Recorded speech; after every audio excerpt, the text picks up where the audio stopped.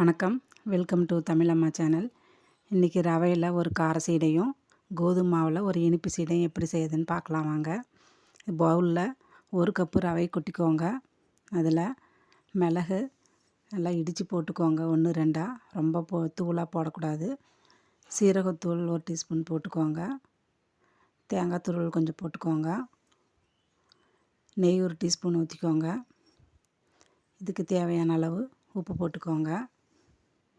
இது எல்லாம் போட்டு நல்லா பிசைஞ்சுக்கோங்க. இப்போது தண்ணி கொஞ்சம் கொஞ்சமாக விட்டுக்கோங்க. எடுத்தோன்னே நிறையா விட்டுறக்கூடாது.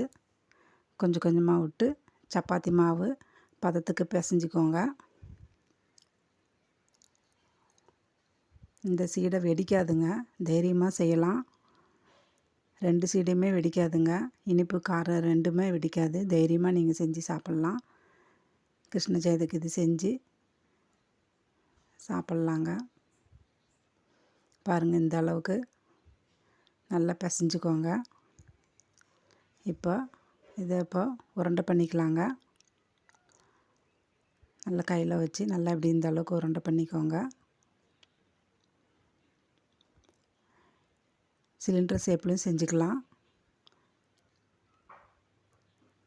இந்த அளவுக்கு சிலிண்டர் ஷேப்லையும் செஞ்சுக்கலாங்க. உங்கள் விருப்பம். நீங்கள் எப்படி வேணாலும் எந்த ஷேப்லனாலும் செஞ்சுக்கலாம். அவ்வளோதான் பாருங்கள், எல்லாம் உருட்டியாச்சு.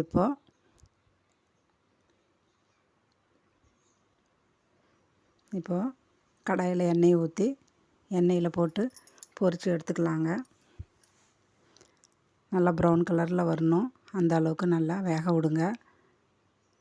எடுத்தோடனே தீயை அதிகமாக வச்சிடாதீங்க, மேலே கருகிடும், உள்ளே வெந்திருக்காது. அதனால் தீயை குறைச்சே வச்சு வேக விடுங்க. அடுத்தது கோதுமை மாவில் சீடை செய்யலாம் வாங்க. 1/2 கப்பு சர்க்கரை, அதே 1/2 கப்பு பால் ஊற்றிக்கோங்க. காய்ச்சாத பால் தான். நெய் 1 டீஸ்பூன் ஊற்றிக்கோங்க. இது நல்லா கலக்கிக்கோங்க. சர்க்கரை நல்லா கலக்கட்டும், கலக்கிக்கோங்க. எள்ளு கொஞ்சம் போட்டுக்கோங்க. உப்பு 1 பிஞ்சு போட்டுக்கோங்க.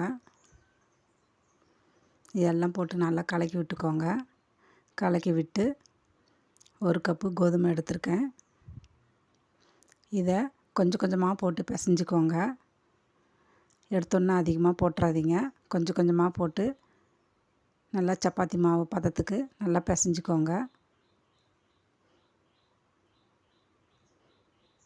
இதையும் ரவுண்ட் பண்ணி உருட்டி எடுத்து வச்சுக்கோங்க. எல்லாம் உருட்டி வச்சுட்டேன் நான். இப்போது இதை எண்ணெயில் போட்டு பொரித்து எடுக்க வேண்டியது தான்.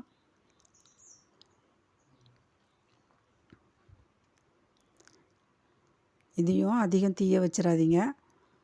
தீயை சிம்மிலே வச்சு நல்லா வேக விடுங்க. உள்ளே நல்லா வேகணும். அவ்வளோதான், இது ரெடி ஆகிடுச்சுங்க. இப்போது ரவை சீடையும் கோதுமை மாவு சீடையும் ரெடி ஆகிடுச்சுங்க.